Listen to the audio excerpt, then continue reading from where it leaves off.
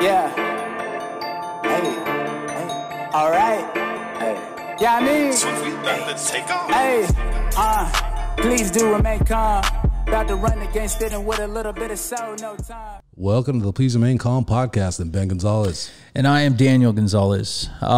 Listen, before we start, as always, the opinions expressed here on the Please Remain Calm podcast are our own. They do not reflect the opinions of the Los Angeles City Fire Department or the Los Angeles County Department of Health Services. Right. And while we have you guys up here at the beginning, we want to thank you again for listening, subscribing, sharing, liking, posting our stuff, our clips, stopping us in public now. You know? Yeah, man, it's pretty cool. You know, obviously we've been doing this for over a year now, and the growth with it has been amazing. Thank you all. Just like Ben said, man, thank you so much for listening, for sharing with your friends and family. But yeah, we've been, you know, I run into, you know, it's a lot of younger guys coming up that listen to the podcast and enjoy it. And I've been getting guys at the hospitals coming up and going, hey man, I listen to your podcast, which is really cool. Yeah. It's wild, man. People come up to you at work. One of like mom's nurses, our grandma's nurses stopped me at the house like, hey, and took a picture and shows, it's a trip. But the reason why I'm bringing this up is because this is still 100% self-funded podcast that we're doing ourselves. We're not on a network. There's no other advertising budget or anything like that. There's no WM Keck Foundation giving us a grant. We just do this. So all of our growth just comes from the listeners and the love and little family of support that we built up from you guys, and we really do appreciate it. And every time you hit a like button on an episode or have, you know, a family member or a friend check out the podcast and subscribe, please have them subscribe, comment on the posts, you know, hit the like button. All that stuff helps us to get good placement for the podcast, to get on, you know, hot new podcast lists and all that stuff. And just helps us grow as a podcast. Yeah. Writing reviews, rating us, anything you can do, man. It's awesome. We really appreciate all the support. All right. So now we got a hot topic issue to get into this week. Sticking with the current events, right? Yeah, that's what we're doing here. We had, unfortunately, a major tragedy happen last week in Houston. Yeah, man, that Astroworld concert, Travis Scott, you know, now, I don't know if you heard, but yesterday another young lady passed away from her injuries. So it was a total of 9 killed at this tragic incident. Yeah, this at a last concert. Friday. Yeah, and you know, it got us both thinking about, you know, obviously we've you know, went through a period of our lives where we went to a lot of concerts. Yep. You know, Ben used to be a rapper, and we used to go to a bunch of underground stuff when we were younger, and then like end of the 1990s into like the 2000s, 2010s. I couldn't even tell you how many concerts I went to. We went to everything, dude. I mean, literally, it was like my world. I mean, there was a lot of partying going on at that time too. You know, like in your 20s, just like anybody else, you're growing, you move out of your house. The only thing that stopped it really was having kids. Because you can't drive your kids to all these concerts. Pretty much. Yeah. And then now the pandemic and everything, you know. And also just getting older. You know, we've talked about it before. Everybody evolves, and you know, your life is just snapshots at different times of your life. And dude, when I say went to concerts, I mean, like, it was like a regular occurrence for me. And there are times, man, when being at a concert is the most amazing thing in the fucking world. I mean, there have been times when I've, you know, had a couple drinks in me and I'm like right in front of the stage, Metallica, you know what I mean? And they're kicking into Enter Sandman, and it's just like, in the crowd, the energy of the crowd, and everybody's loving it just as much as you. And it is like, I'm on fucking top of the world. I'm on cloud 9 right now. This is amazing, right? And then there are times too where you have situations like what happened at the Astroworld Festival, which essentially people got trampled. Yeah. You know, and there's times like you just feel different variations of shitty on a spectrum in between that. Oh, sure, man. Yeah, you know what I'm saying? There's a whole range of things that happen at concerts. Well, there's so many variables when you go to these things. And when you're there as a concert goer and you're there to have fun, you know, and just like I said, you're young, you know, there's always alcohol involved. There's other recreational drugs involved, you know, it's a completely different experience than if you're working that thing, or you have to be, you know, one of the people that are setting it up and worrying about these potential disasters that could happen on any public assemblage or mass, you know, event where a lot of people are attending. Which is the other end of it that we worked on as well. So we're going to talk about the younger days and being in the audience, experiencing these kind of same conditions even as concert goers, and then we'll get into how it works as, you know, first responders, how command post is set up, and exactly what happened at the Astroworld Festival. Yeah, man. When you talk about like going through it as a attendant, like. You've been in a crush. Oh, right? Dude, I've got a couple stories to tell you. Yeah. Story number one, my left ACL, right? I was obviously, you know, mid 90s into the late 90s. Nu metal was like big. I was like Korn was like my favorite band of all time. And I was in, you know, Deftones, all those segment. Stuff, right? And I remember going to, you know, we went to a Korn concert, probably the 6th time I saw Korn, whatever, and mosh pits going. And there's like a etiquette when you're down in front of the stage right there, right? Especially at a rock concert with the mosh pit, but just in general, man, it's pretty, if you're forcing yourself into that kind of a group of people that are worked up like that at the front of a concert, more than likely you've probably been in that scenario before. Yeah, it's almost like overwhelming a little bit if you've never done it. It's your first time, and to actually squeeze your way in and get there, it's a little bit scary, right? So typically the people that are like all bunched in the front are people that have been to concerts before. You know what I mean? They know that they want to be right in the front. They know how. I mean, I talked about that like Cloud 9 feeling of being right in front of the artist. They want that, and they're used to doing that. And when you go to a few concerts like that, and you're up in that kind of mosh pit front of the crowd area, there is an etiquette. Like if you see somebody fall down, because people do fall, especially mosh pits. I mean, you're going around in a circle and you're shoving everyone, and you're stomping around, and people are getting shoved and pushed and punched and shit like that. But as soon as somebody falls on the ground, I mean, I can't even tell you how many times it's happened. Moshing in the mosh pit, boom, you get knocked over, and 5 people are helping you get up right away. You know, right? A lot of people that have never done it or have never like been in that kind of situation or in that kind of crowd or a mosh pit look at it and think, "Oh, these fucking people are crazy. They're kicking, you know, of course, they're beating each other up in there." And sometimes you do get an asshole who's in there just swinging punches and shit like that, and they get handled. You know what I mean? They get, you know, screw this guy, and someone will come and knock some sense into him. But that's just how it is up front, man. Even if it's not a rock concert and there's not a mosh pit going on, when you're up at the front, dude, you gotta understand it's almost like a surge of water, dude. Where this entire crowd, and if the artist says something like, you know, hey, I want everybody right up at the front, you know, and all these people are pumped up, and you got that mob mentality with people who aren't fucking thinking clearly. Yeah. Number one, just with the psychology of mob mentality. But then on top of that, you got the drugs involved. You know what I mean? You probably have, you know, stimulants. You got uppers, downers. You got people in all different kinds of being fucked up, you know?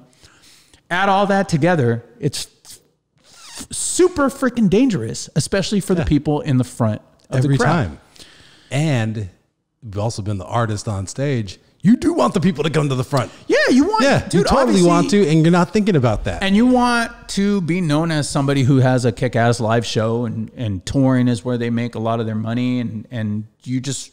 But you just want the juice of people being closer. For the most part, man, artists want their crowds to be hyped and pumped up, especially if you have that kind of music. All that being said, man, there are plenty of artists, and I've seen it countless times, where they'll stop the show, man. Yes. Stop the show. Hey, stop the music. Hey, help this guy right here. This guy's down. He's trying to get up. Or, hey, you're fighting. Quit fucking fighting over here. You're not fighting in my show. I've been specifically in the Travis Scott situation at Lollapalooza, Hullabalooza. Was it 2008 when we went in Chicago? And we went Rage Against the Machine. That was their reunion tour year. I had also seen them in at Coachella earlier that year, which was supposed to be the first and only time they play, and they're like, oh yeah, it'll be a Lollapalooza too. A few months later. So go to both. Same thing happened at both. Every time they start, everybody rushes to the stage. They play for about 5 seconds, 5 to 10 seconds. They stop. I think I would not be bullshitting. I would say they stopped 6 or 7 times at least in the beginning, maybe 10. and over, just urging people, stop pushing. We're going to leave. Everybody take 10 steps back right now. And it's Zach De La Rocha saying, so my brothers, my sisters, my brothers and sisters, we got to step back. We got to step back. You know what I mean? But it was necessary because there was a definite huge crush. Oh yeah, dude. And like you felt like, whoa, and I'm big, dude. And I was bigger then, dude. I was way bigger then. Oh yeah, man. You know what I'm saying? And it was like, it was hard to like stand your ground.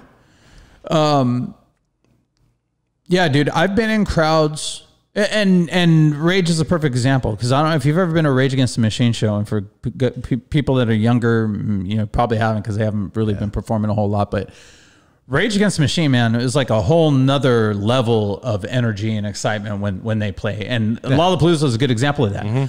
They're getting ready to go on, and we had been there watching some other bands play, and I actually had Bernie on my shoulders. I think we saw 9 Inch Nails before then. When Rage Did you go with us, 9 Inch Nails? Did you watch that stage with us? I don't think so. I think that's. I think we saw somebody else. Yeah. I want to say maybe Kanye. Anyway, I saw Kanye too. That's right. I had Bernie on my shoulders, and all of a sudden the surge, and I'm like, I immediately felt it like, oh shit, I got to get her down. But felt like if I squatted down to get her down, I might not stand back up. So I wind up like walking away from the stage, but I'm like kicking people, dude, trying to get through this crowd with her on my shoulders, till I finally got to a point where I felt like I could safely put her down without getting knocked over myself. Yeah. I've also been, I don't know what it was, man. Maybe it was one of the K-Rock Weenie Roasts or something like that in Anaheim Stadium. And early in the concert, I think it was Incubus was on stage, and same thing, man. We're right up front, and a surge of the crowd like that. And dude, when I tell you that is the scariest crowd surge I've ever been in, I was probably for Incubus. Yeah, dude, I was like 15 feet from the stage, maybe. So there was people between us. But when it surged, and this is early Incubus, when they like their first album, when it was like more punk, you know what I mean? Yeah, okay. And it was an early crowd, so it was like it wasn't a huge crowd, but everybody was pushed up to the stage, right? They take, and we're in sun shining and everything. The crowd surges, and dude, I shit you not, we were at a 45-degree angle, just couldn't move, squished between people. Literally couldn't move our feet, couldn't stand up straight. People behind us were surged forward, and I'm laying on top of somebody in front of me, man. On a daylight, early stage, early years, Incubus, Weenie Roast. Yes. Okay. So imagine, this ain't a huge crowd. But it was big enough for the people way behind us to surge forward and put us at a 45, literally until like, because security is up front. There's always like an alleyway in the front of the stage, and people people pass out in the front, or they start getting squished in the rail, or they just up there, they can't get the hell out, and they're fucking screaming for security. You see security pulling people out of the front of concerts all the time. It was that. Basically, everybody surged forward, security not able to pull people out, everyone screaming, like literal terror, dude. Yeah. Terror.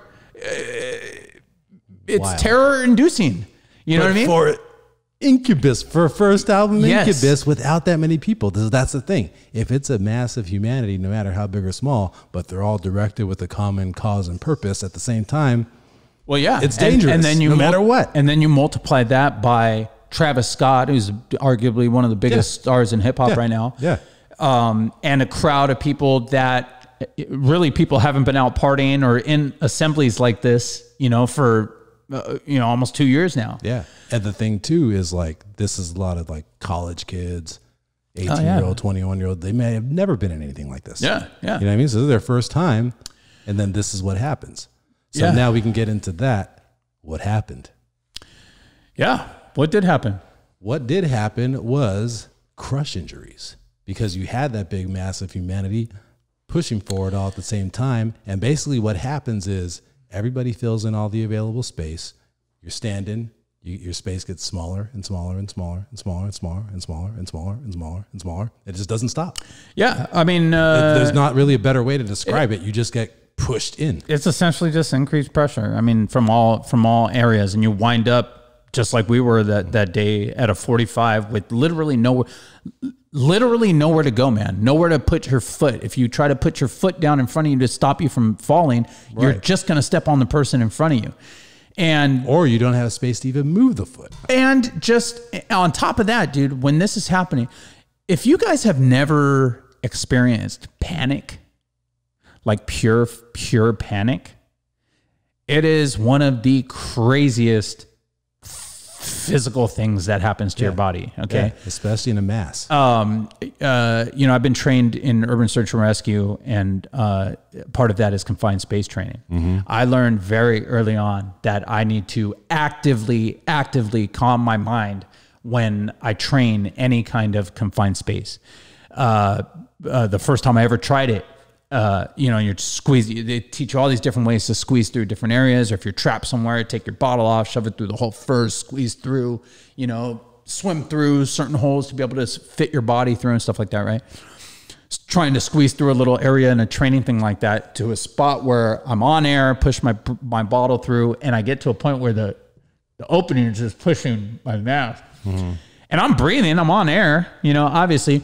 But it was just the thought of, holy shit, man. Yeah. Right now, if my air goes off, I'm just sucking and there's nothing I can do. There's no way for me to even get a finger to open up or anything. I'm going to die. Yeah. And it's those thoughts. Makes your pulse race. It's like a panic attack or an anxiety attack. Absolutely. You literally have no control over that kind of panic. You're not supposed to. That's how your body is designed. Right. It's supposed to be for you to survive, and like, oh shit, that's where you get superhuman strength, bust out of this and escape, because this is death time. So knowing that, when you're in that situation with all those variables and unknowns, and maybe you aren't exposed to something like this before, or maybe you haven't been up at the front of a concert like that before, and now all of a sudden you're being consumed by the pressure of thousands of people around you, aside from the physicality of actually not being able to take a breath, or straighten yourself out or whatever. On top of that,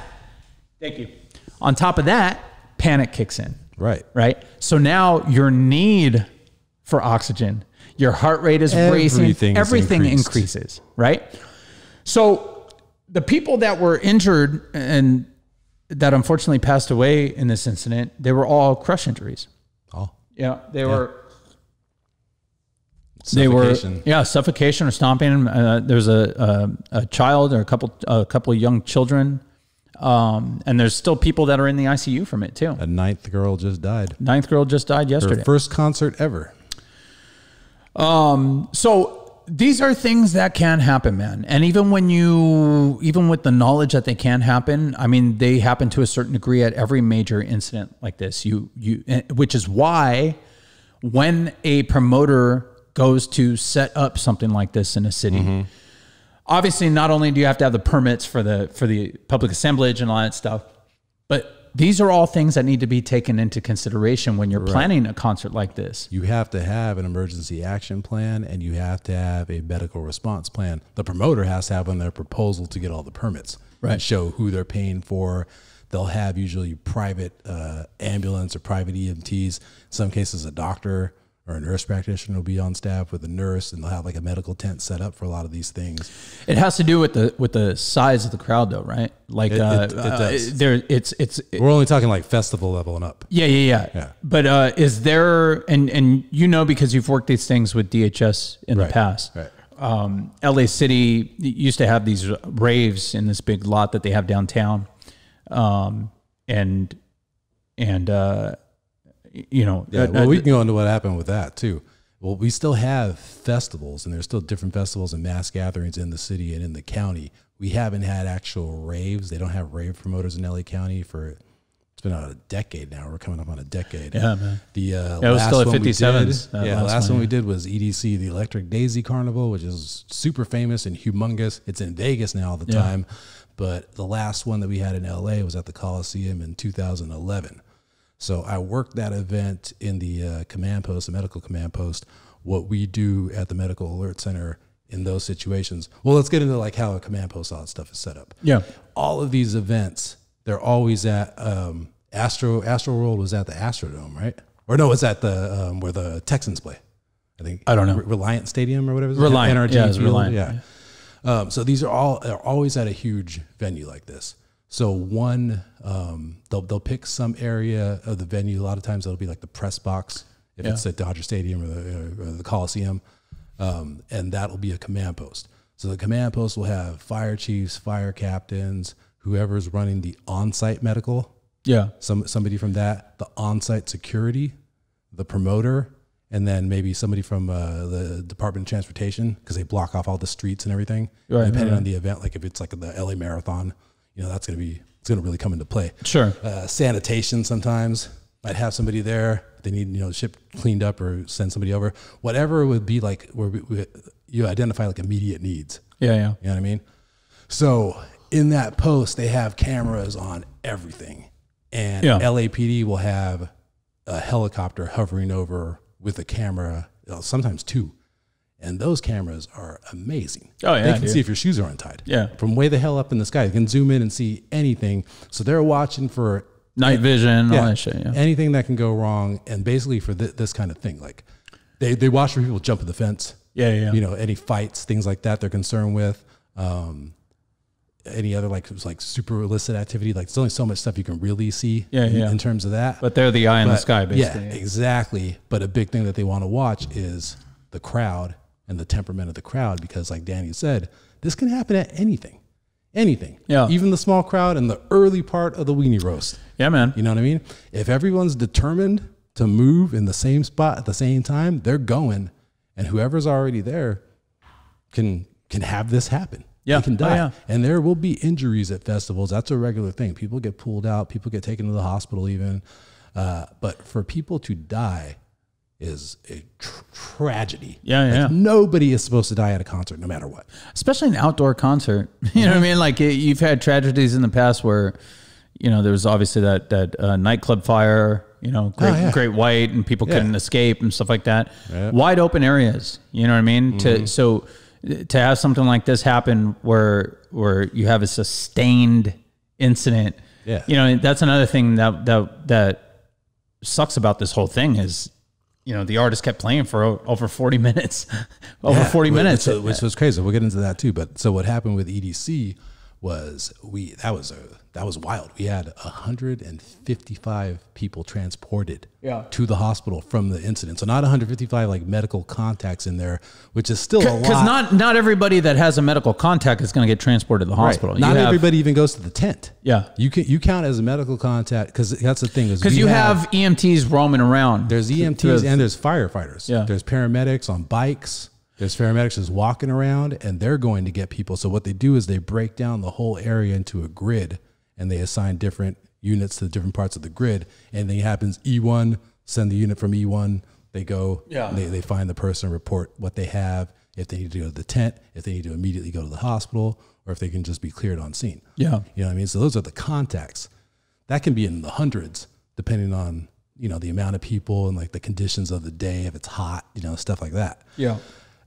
For 155 to go to the hospital, that's a lot, dude. Oh yeah, right. That's a lot, and we'll have like 10 usually on something, and, and 10 is kind of a lot. Yeah, yeah. You know what I mean, so 155 was like. And what was the majority? Was it ODs that were going, or was it just those symptoms, man? People altered. Yeah. You know, so not necessarily they were all ODs. You know, and you got to understand too that puts a strain on whatever fire department. That's the whole reason too. Servicing that whole area. That's the whole reason too why we're there, because we determine where everybody's supposed to go, so no place is overwhelmed. At DHS, you mean? Right, as exactly. DHS, yeah. So that way, you know, all the hospitals get an even amount of people. The system doesn't get crunched, because that's the other thing. These festivals like EDC, you had over 100,000 people each day. Yeah. So that's just an extra small city dropped into your city. Yeah, right in the center of your downtown. City, yeah. And they're all doing drugs and drinking and partying. They all came to get fucked up. Right. Yeah, exactly. So it's like the same thing. I've done training for like how to handle plane crash responses, right? And it's like the same thing. Like it's like 300 people just get dumped into a town, basically, and then all their families and everything, and everybody for the response has to just take over that town. And that's kind of how it goes, man. We just drop a whole population into a place. And, oh shit. Yeah. Now we have to deal with this. But that, I mean, even more reason why all that needs to be planned for, before you have the event, you know? Oh yeah. And it is extensive planning. And then the command posts are impressive, man. Like the whole setup is like, you feel good. Like, damn, the LAPD is on it. Like LAFD is on it. Like this is wild. Okay. So what happened was there was a death. There was a 15-year-old girl that OD'd. She showed up at California Hospital, brought in by her friends, and didn't make it. Yeah. She was never a contact. Oh, really? No. Yeah. This happened, I guess, like when they left, or they never told anybody, or they're scared to tell people, which also happens. Sure. Yeah. They get scared to call anyone, put her in the car, drop her off at the door. And that's basically what this was. So that one death. Yeah. Bye-bye EDC, bye-bye Insomniac, bye-bye Hard Festival. Yeah. Old heads like us will remember that all those raves that you kids have to travel out of the state, or out to Inland Empire, the San Bernardino to go to. Those used to be in LA, right in the middle of downtown. To Hard Fest. They would have Hard Summer in downtown, dude. Yep. I mean, that EDC at the Coliseum. Oh yeah, man. So the party cruise. All that was gone from one death. So that's what I'm saying. Like if you take, they take it nine's insane. Very, very seriously. And so for there to be 9, from an incident, that's unbelievable. Yeah, it's crazy as you grow older, man, like looking at all the things that you did when you were younger, and then realizing like all the behind the scenes shit that goes on to make those things happen. Like all the adult shit. Yeah. It's just all the ways you could have just died. Yeah. Oh yeah, dude. Yeah. Oh yeah. Yeah. And we were just out at all of it. Yeah. That's what's crazy. So no cell phones. Parents don't know. I mean, you know what I mean? It's a different world back then, man. But so there's this whole thing that's involved with setting up one of these festivals, or really any event. And it's not just music festivals. We still have like the LA Marathon gets this full response. And just to different extents, like we were going to have one of the fire inspectors for LFD that we knew, who was actually a previous guest. Leroy Rogers. Leroy Rogers. He was the guy that had his the dune buggy fall on his arm, and crush his arm, and he had that gnarly scar. His unit handles these mass events. Yeah, and really, you have to have a fire inspector at almost anything. Sure, yeah, anything, and it's for good reason. Yeah, man. You have to keep things safe. Yeah. It's interesting. I've been to concerts before. Actually, I think the last Coachella I went to 5 or 6 years ago. Mm-hmm. Oh no, it wasn't. It was it was when me and Danny went to see Slayer, but it was at the fairgrounds out there where they have Coachella. Okay. They had like K rails, just sporadically throughout the open area in front of the stage. Yeah. And I remember thinking that, like, it was back when I was still drinking and stuff. I had a big old whatever in my hand, and I'm all, over there kind of buzzed and like watching the show and stuff like that, and looking at these and thinking like, damn, at least that's kind of smart. Like that, at least if there is a surge, it's almost like baffles in a tanker or something like that. You know what I mean? If there is a surge, at least they'll only surge to here, and it's not like it's blocked off or something where people could get, if it does surge, it'll hit this little stopper a little bit, and then people will wind up, flowing around it. But I always thought that was a good idea. And then, and where did it come from? Slayer's road crew.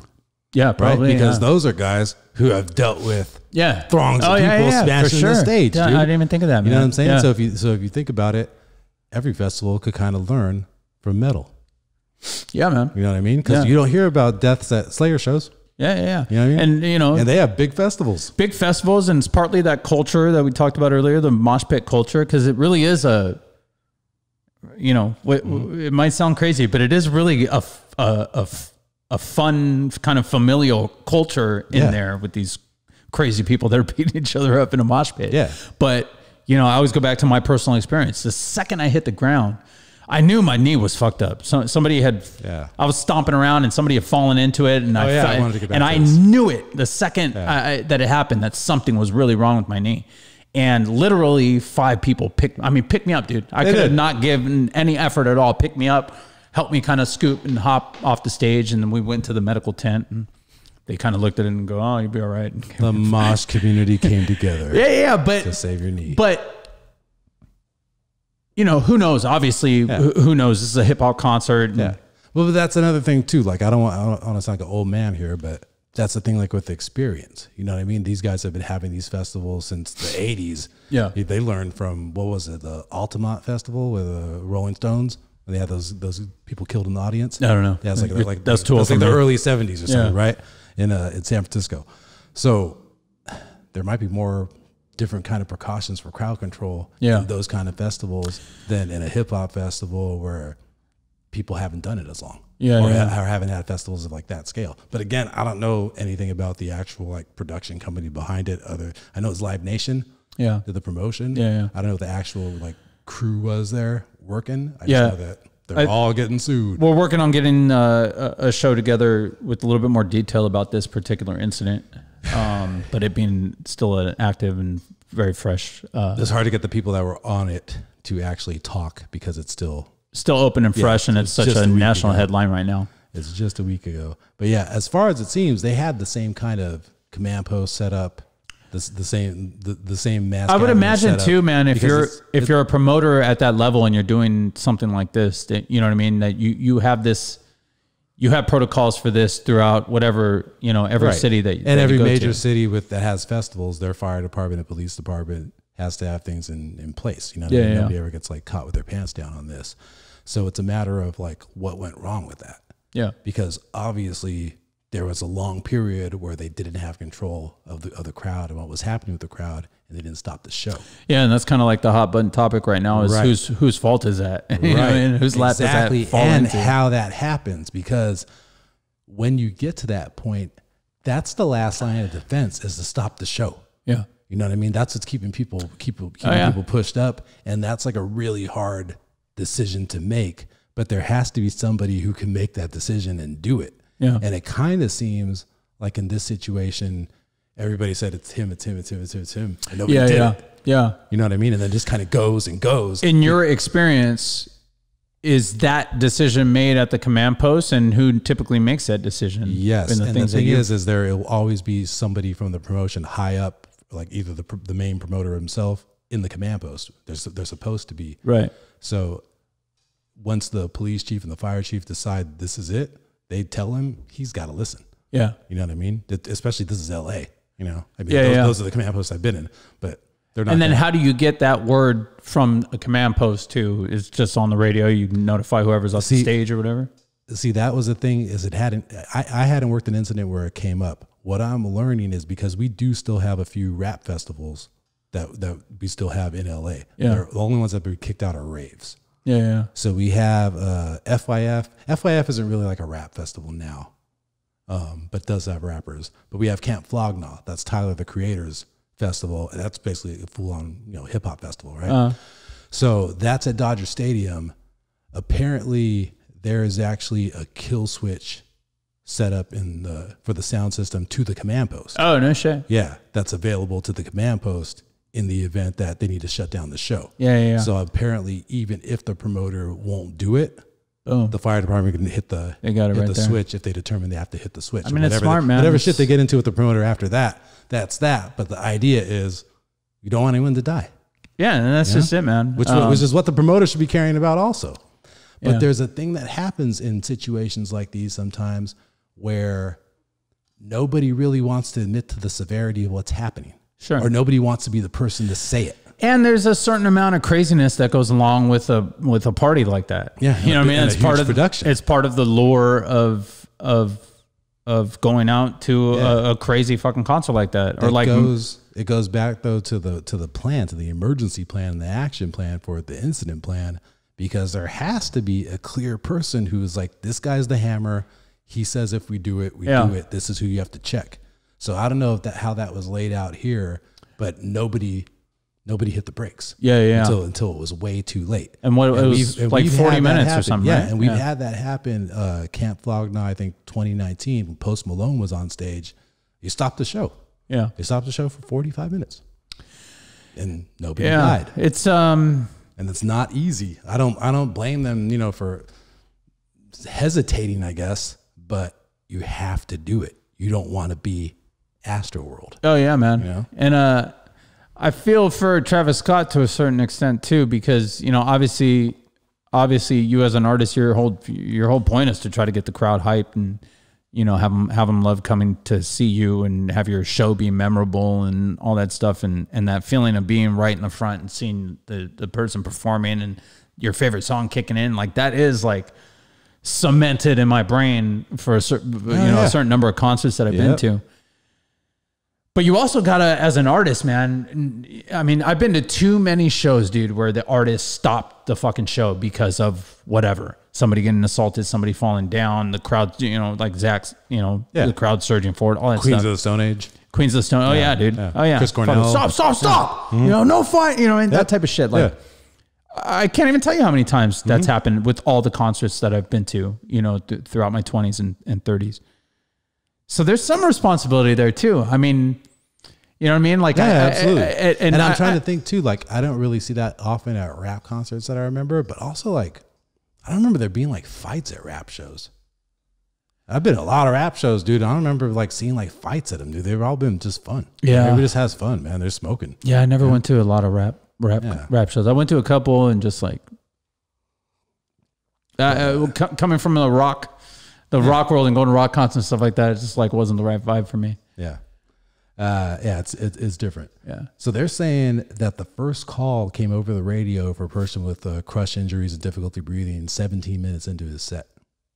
Oh no. So he's 2-3 songs in. Yeah. You know what I mean? And this is already going off. And there were like, different Instagram posts from different concert goers who were describing that same kind of thing. Like that, just everybody before he comes on stage closes in, it gets tighter and tighter and tighter. You want to get that better spot. Yeah, exactly. Everybody's pushing, wiggling in to get there, get to that spot. And then once it kicks in, once he starts, and he'll come on and say, everybody get up. Yeah. You know what I'm saying? You guys ready to get hype? Or whatever it is, and everyone gets hype. And then, you know, when you've been to a few and you've been up at the front, you know, right in front of the stage, and you've experienced that, and you've gotten a taste of that. For me, man, later, really like halfway through all the concerts that I went to, that being way up in front, that moment of like my perfect song playing and everything like that, and that sear into your memory moment ain't worth being up in that front to me personally. I'm with you too. You think it is until you do it. You literally, like, I used to freaking get a work, like if I was able to manage my way to the front, you get a workout pushing yourself back against the rails, so you're not getting smushed. Not getting squished. Now, heaven forbid you have a friend or somebody who's smaller than you with you, who you're also trying to protect, you know, or like me and Bernie will be at, you know, a concert now. If we go and a mosh pit will kick in, I'll always kind of have her behind me in the mosh pit. I'm not in the mosh pit or anything, but if it forms right there, I'm not going to completely move. But I'm there just to protect her from people doing their thing at the concert. And it's the same thing up front, man. Like, it's a struggle to be up there in the front. It's not like you're up there enjoying every moment of the show and singing along and shit like that. You are just constantly fighting against the crowd and fighting to just be able to be there semi-comfortably. You know what I mean? Yeah. I forget why I got into that, but we'll get back to the whole thing of this crush. So he goes on around 9. The first call is 9:17. By 9:30, they have multiple people passed out and trampled in front of the stage. Oh, geez. Multiple. So that's the call. So if you're already passed out and trampled in front of the stage, this is the late stage like of injury for you. Like this is bad. All right. Oh yeah, man. All right. You've already been through like trauma now, and you're basically a trauma patient, and you're kind of inaccessible. So this is when the call is going out. It can take 10, 15 minutes fast to get to you. Just to get an EMT with basic shit to wiggle their way through the crowd to get to you. Then to try to stabilize you, but then there's a bunch of people. Sure, yeah. Right? So during this, so not only try to stabilize you, man, but try to make some space for them to get in there to even open their bag and equipment. And it's not like, hey, everybody back up. No, man. Nobody's paying attention. Yeah, nobody's even giving notices. a fuck. As a matter of fact, conversely, people are actually trying to push more to see what's going on. Or there's people there who are higher drunk who are just there to add to the fucking chaos. Also, in a lot of cases, the EMTs that are coming these are just real like private EMTs that are just working a side gig. Oh yeah, you know what I mean? Because like you just work concerts a lot of time. You work standby at concerts. You get to see the concert. Maybe a little bit of stuff happens. For the most part, they can be uneventful. You know what I mean? Yeah. So this is a heavy call, heavy it's patient it's for a him multi-casualty in an incident. extreme situation. Exactly, dude. And he's not the fire department yet. Yeah. You know what I mean? Yeah. So it's like that's a super who's dangerous coming to position. get you first after you've been sitting there trampled, passed out, multiple body trauma for 15, 20 minutes. Yeah. You know what I'm saying? So that's the whole reason why the system's set up to not have that happen, because then it takes longer to get you out. Then say there's 10 of you that are the same issue and you all go to the same ER. Oh, yeah. Now there's not enough doctors. There's not enough OR space. There's ripples, you guys man. are not going to survive. Yeah. You know what I mean? So that's why the whole system's in place to basically prevent that.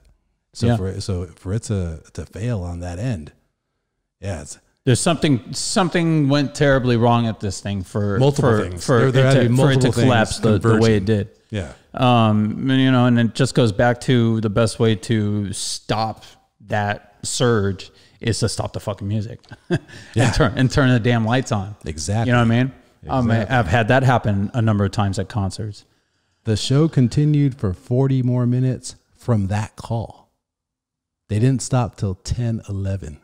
Oh, wow. So you played an hour and 11 minutes, and 18 minutes in, their people were already trampled, getting close to death. Yeah.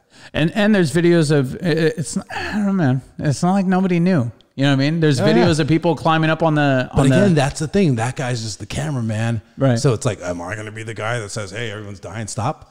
Well, not only somebody that, has to be there's the guy. also a bunch of, you're talking about thousands of drunk, high, crazy people out there. And it's like, oh yeah, maybe you think your friend's dead, maybe he just fainted. Yeah, exactly. Yeah. You know what I'm saying? It's just, fuck, man. It's like the adults in the room were asleep at the wheel, man. Yeah. And it's not like there weren't enough people. They said 528 Houston police officers and 750 private security guards.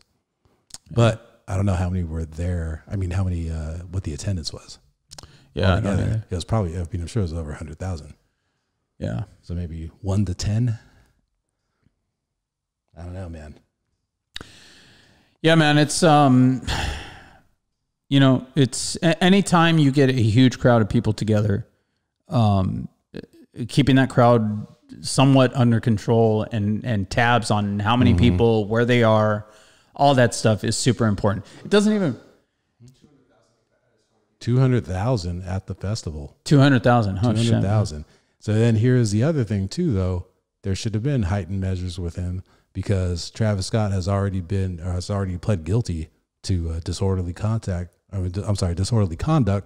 for hyping up a crowd like that? Yeah, specifically in 2 different states. Yeah, I did read about that. Yeah, he was ordered court supervision, I guess, for a year. But see that to me is on the planning side of the city. Yeah. You know what I mean? Like forget the promoter. Okay. 50,000. 200,000 capacity. Yeah. 50,000 there, but 1,250 security / police. Yeah. For 50,000 people.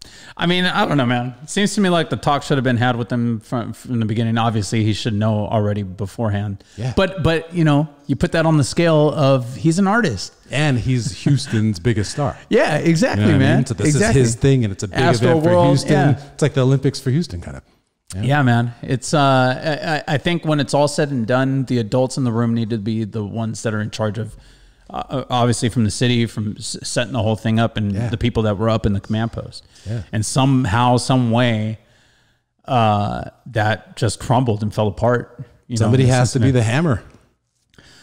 That's what it all is. that being said, man, here are some things that I've learned going to concerts to try to stay safe. Stay alive. And listen, man, I'm not talking out of my ass. When I say I've been to, I literally couldn't tell you how many concerts I've been to, and most of them were like rock. This new metal was huge, and Deftones and 9 Inch Nails, and Marilyn Manson was like my favorite show I ever been to. Saw him a handful of times, but just basically moving art is what's going on up there. I mean, it's crazy. Performance art. I've been to a shit ton of concerts. I've been in a shit ton of mosh pits. I've been up at the front. you know, up against a rail on I don't even know how many concerts, Avenged Sevenfold. I mean, crazy crowds. I told you guys I tore my ACL at a Korn concert, shit like that. Being up at that rail, I'm telling you, it's fun for a minute. And after 5 minutes or so, I'm done with it.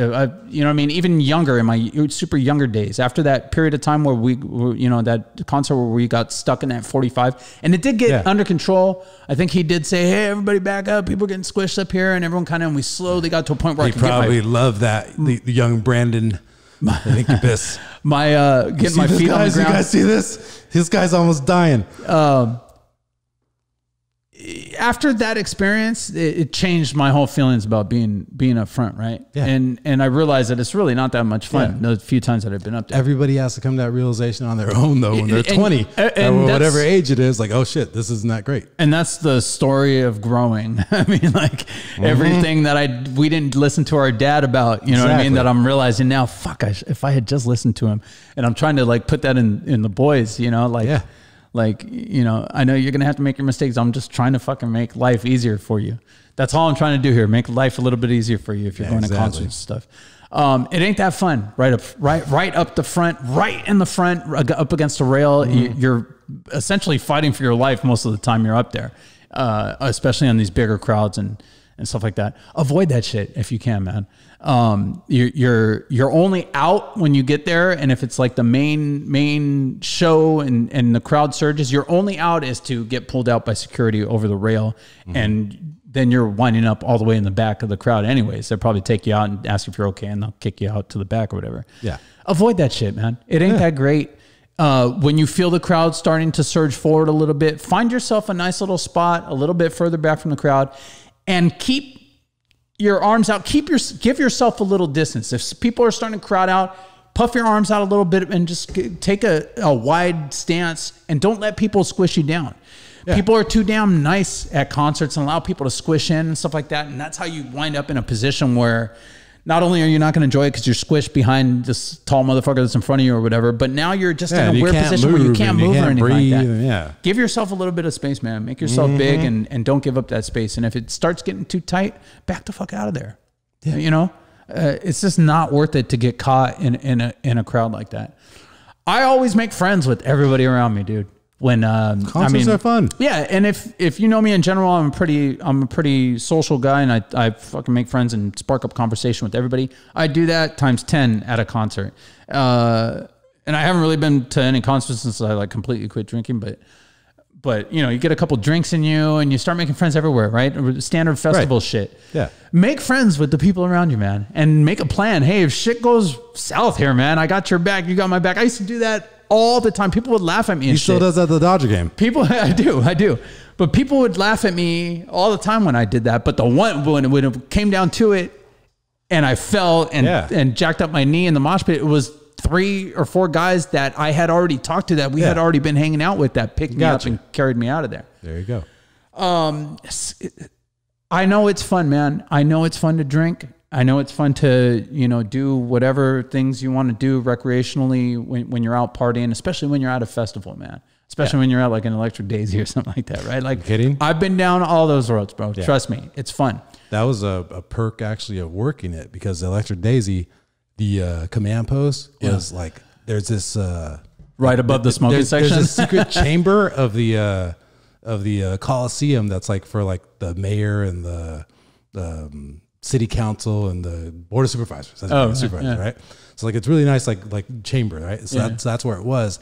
And outside of that was the VIP section. So to get into the command post, they had to give us all access passes. Oh, no shit. Yeah. So I worked the next day and I just went back the next day. That's funny, man.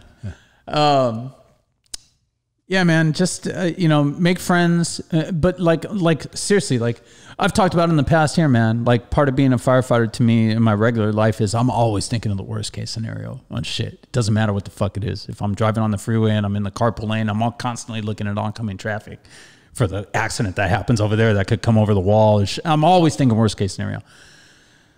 Think worst case scenario when you're at this thing. If something does fucking happen, am I in a position where I'm going to be able to grab my wife or my girlfriend or my best friend who I'm there with or whatever? And do I have an out? You know what I mean? I mean, we talk about it with brush fires and shit all the time. Always have an out.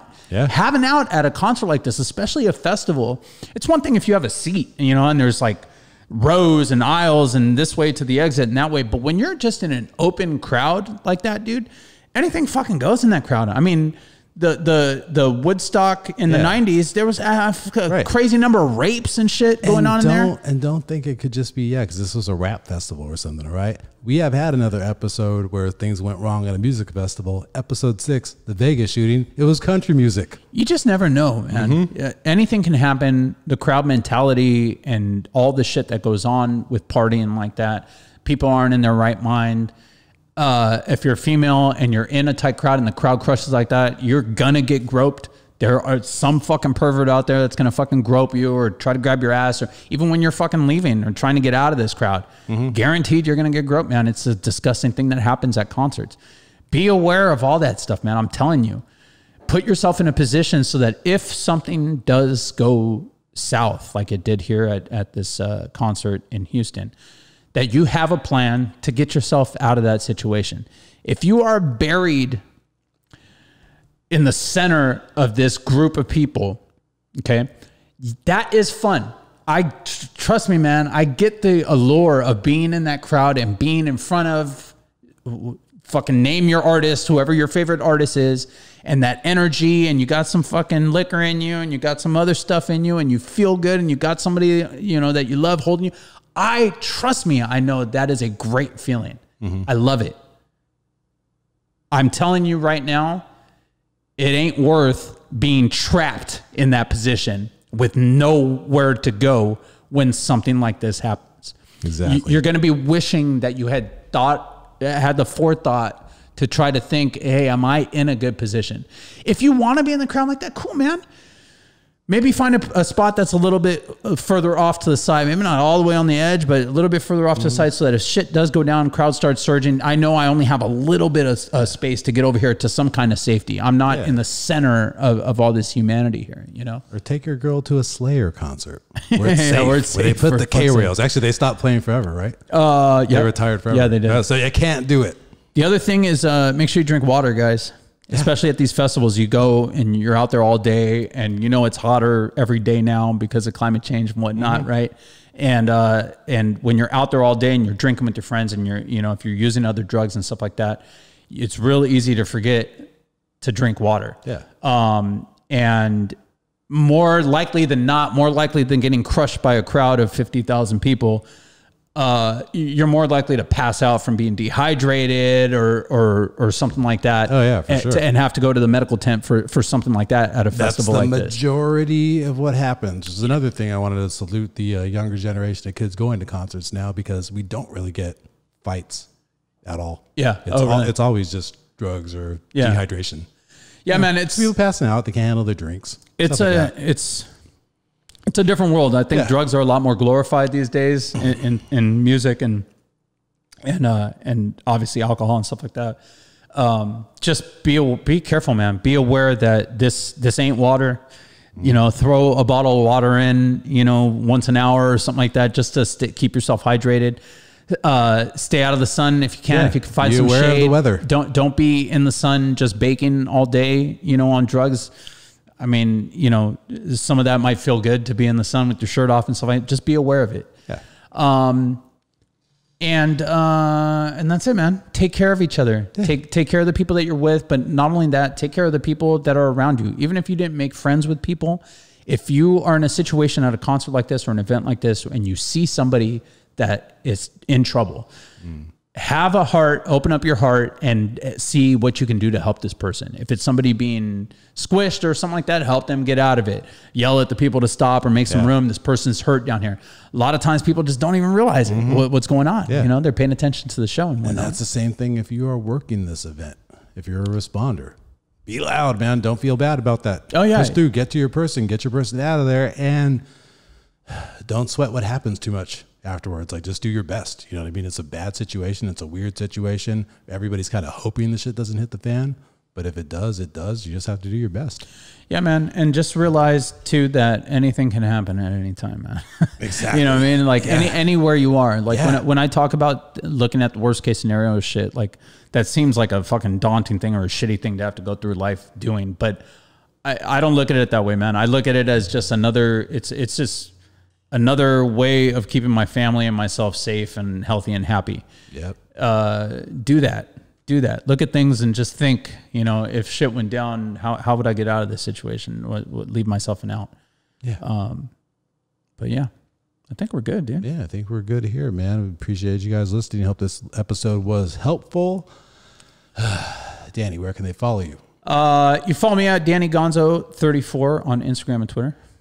Follow me at Ben9Humor, Ben9Humor on Instagram and Twitter, or follow the show at PRC Pod on Instagram and Twitter, or at PRC Podcast on TikTok. We were going to do this at the beginning of the show and we forgot. So please do it. I also want to mention before we take off, you guys are Brent Urban. Brent, the guy that did our theme song, he's been my neighbor forever, decades now. He's a great guy. He's an amazing music artist. He just put out a new EP. So check him out on, you can check out his Instagram to see where you can get that. He has a TikTok also. Yep. It's Brent Urban, URBN. The PRC theme song is a whole ass Brent Urban song too. Oh yeah, dude, it's a full song. It's a full song, and you can get it on TikTok for your reels and or Instagram for your reels and on TikTok for your TikTok videos and stuff like that. That's right. I keep forgetting to do that. But Brent's a great guy, man, and his music. I'm not just saying this because he's my friend and because you know, he did the theme song and stuff like that. I'm saying this because I really, really do like his music. His music is unique. It's hip hop, but he sings on it. It's really it's its own vibe. He's really talented. Yeah, it's its own vibe. Check it out. Check him out. Thank you guys for listening. Yeah. Hey. All right. Hey. Yeah, I mean. So if we about to take off. Hey. Please do remain calm. About to run against it and with a little bit of soul, no times.